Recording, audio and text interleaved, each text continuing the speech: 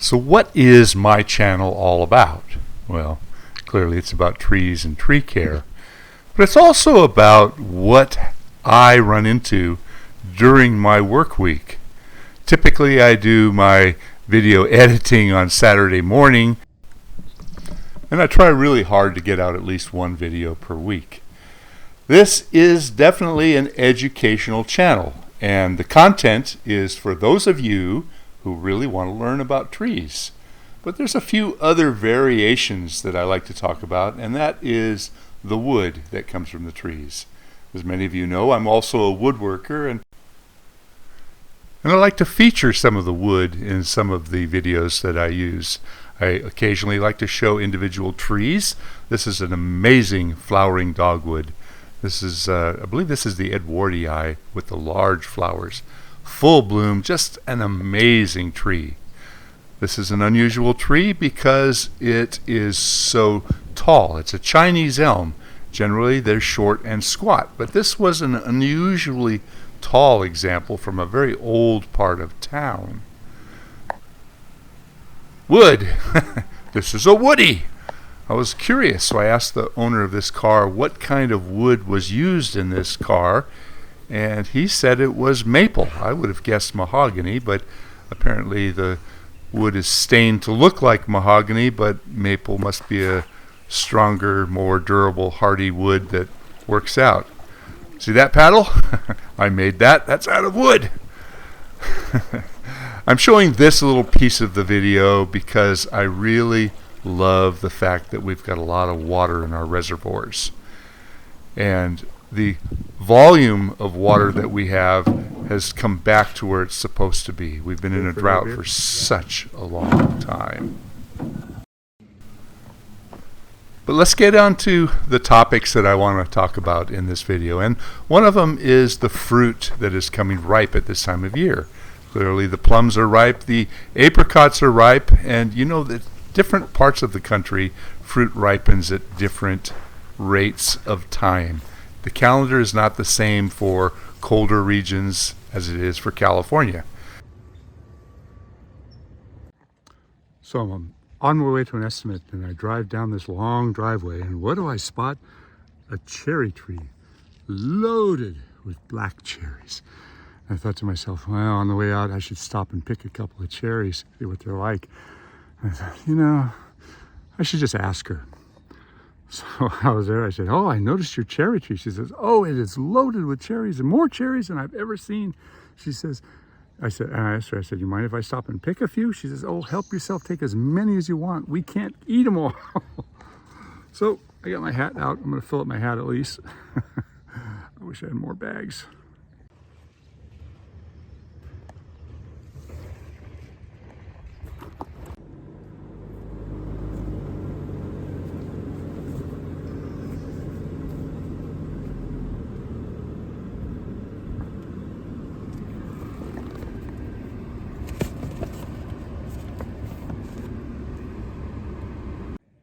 I had something really exciting happen to me today.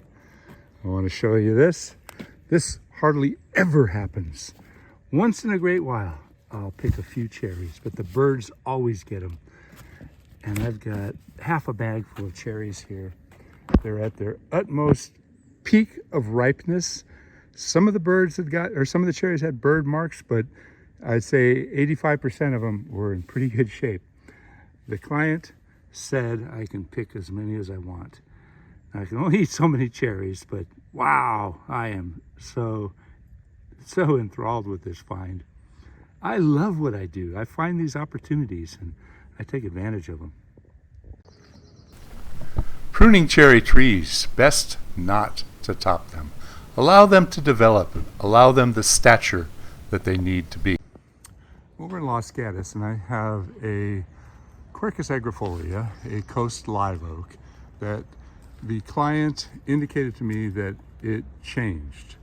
And the reason they recognized it was the swing in the backyard was at this height, and they came back after the storms and it was sitting on the ground. So it shifted a couple of feet, and the tree is leaning. There's nothing to balance it on that side. And I said, well, why is it up off the ground now? And she said, well, we readjusted it so the kids would have their swing. I said, that might not be so smart. But anyway, long story short, the base of the tree is about 26 inches in diameter. It's not a very tall tree because it's all leaning, so it's only about 25 feet tall.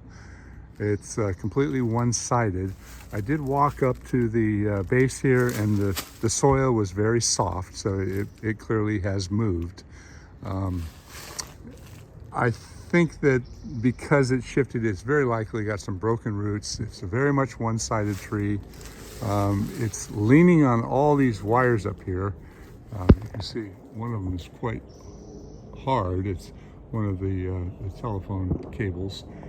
And I don't think they've got too many options. I said that if she really wanted to save the tree, you can do a dramatic weight reduction on this tree and put a support in here. But long story short, the roots are damaged. So my recommendation is to remove the tree. So do I jump around a little bit too much? Yeah, maybe. This time of the year, though, things are so pretty. So many flowers are blooming. Things are just coming into a state of glory. Just absolutely beautiful. So from time to time, I like to show what I see. This channel, as I stated earlier, is an educational channel on trees and tree care. But the way I produce my videos is really it's a collective of what I see during the week. And every job is different. I wanted to show this because this was a yard that was really involved in fruit production and food production, and that stone pine is probably a mistake. Some of the trees in the yard, some of them are getting too big, some of them are a little bit of a problem. I wanted to talk quite a bit about this Japanese maple. There was a couple of Japanese maples on the property, and this one is so infected with verticillium wilt that it was a difficult tree to deal with. That's a large liquid amber tree. I did not get up into that tree. But let's talk about this tree. The client really wanted to save it. And I was very clear that verticillium wilt, it's a soil-borne fungus that once it gets into the system of the tree, there is no cure. There is no way of saving it. But I can make it look more presentable. I can cut out all the dead and work on this tree, and they will have the belief that the tree is in good shape. Now, I have to be very clear that when you have a tree that is so infected with an incurable disease, then all you're doing really is just buying some time. But you have to look at the future.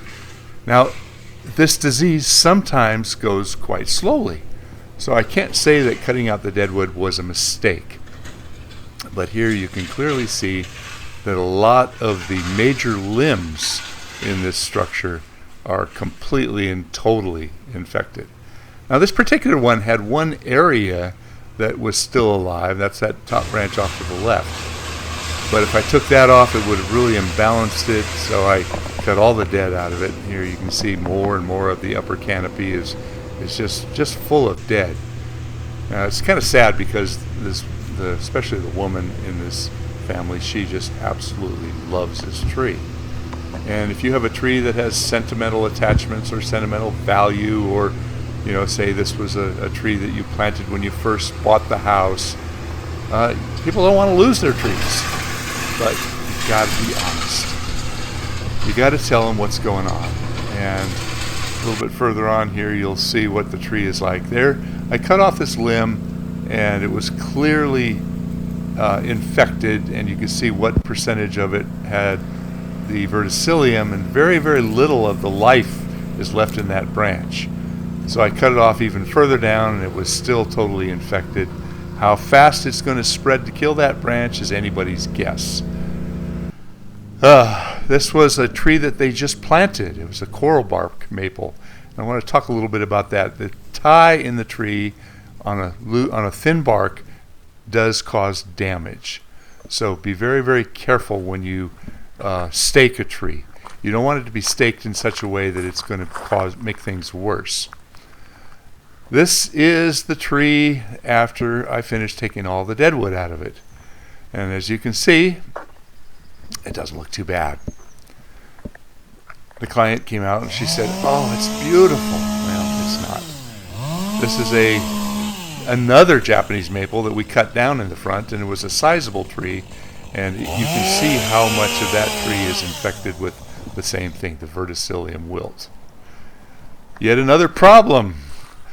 This is a grove of redwood trees, and one of them suddenly turned brown and suddenly died.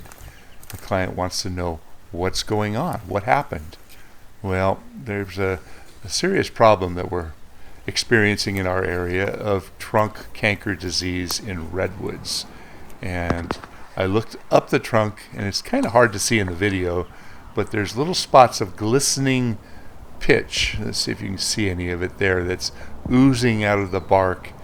And trunk canker diseases are basically, there you can see it, just little tiny bits of pitch oozing from the bark.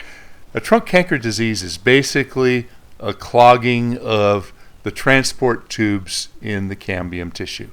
And if everything clogs up, then the pitch that's running through the tree has no place to go, so it comes out in the bark. And that's how you can identify it. I recommend highly get rid of this one tree. Hopefully it's not going to spread to the other trees, but this pitch canker disease is so prevalent in our area. Oh, this is cool. I love this picture here of this oak tree where the tree has self-grafted itself back together. So there you have it. That's an example of one of my videos where, yeah, I guess I do jump around a little bit, but I run into so many different situations and different trees and different things that I believe a lot of you guys want to learn more about. But, you know, interestingly, not everybody wants to learn about trees.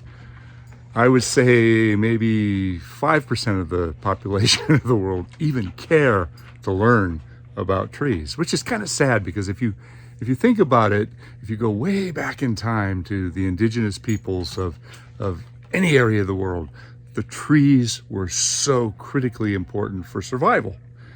Everything about survival, from the wood that it took to keep you warm, to the trees that provided the different things that helped you to survive, you know, the cordage, the food, the animals that lived in the trees.